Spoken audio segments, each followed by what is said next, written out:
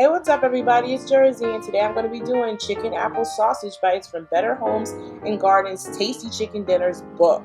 So, I changed the recipe just a little bit, but I promise you it's going to be delicious. You're going to need some roasted garlic, ground mustard, sage, parmesan cheese, parsley, a little bit of maple syrup, white wine, and polenta. Now, the recipe calls for pretzels, but I wanted polenta, so I used that in my homemade chicken sausage, apple chicken sausage. And I made them in balls. I just thought they would look better that way instead of the way it was telling you to do it in the recipe. So I'm going to start with the polenta. We just add it to some boiling water and we whisk away to make sure that there aren't any lumps. So we just whisk, and you just want to cook that until the grains are tender. While we have the polenta cooking, then we just put on the chicken sausage balls with a little bit of butter and some oil, any kind of oil you want, any high temp oil will do.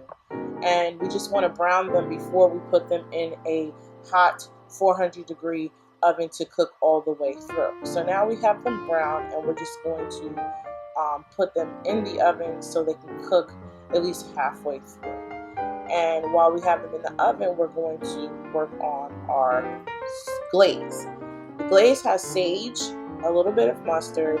It also has the syrup, and I added white wine. And the reason why I added white wine is because I thought that the white wine would cut the acidity, would add a little bit of acidity to the actual dish, because, I found it was like a lot of sweet going on, so I was like, maybe this will balance it out.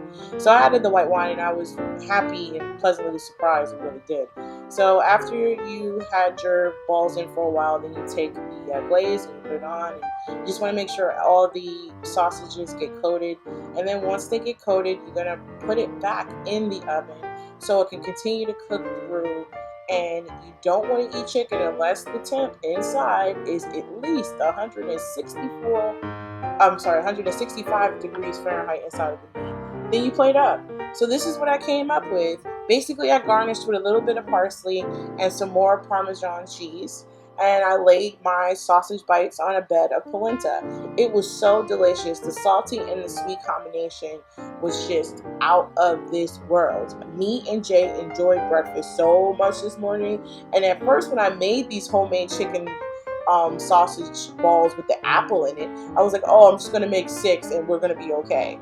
Well, that didn't work out. So I'm glad I put a little extra in, because once we started eating them, they were just really, really, really, really good. So here we are for this initial tasting of the whole meal, and it was just delicious, like super, super good. And as you can see, the meatballs were super, super tender. You could just get through it right with the fork.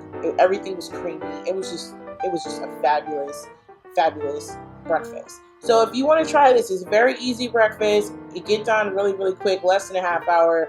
Try it with your family members, your friends, and share it with the people you love. See you guys next week for another recipe out of Tasty Chicken Dinners on Food Friday.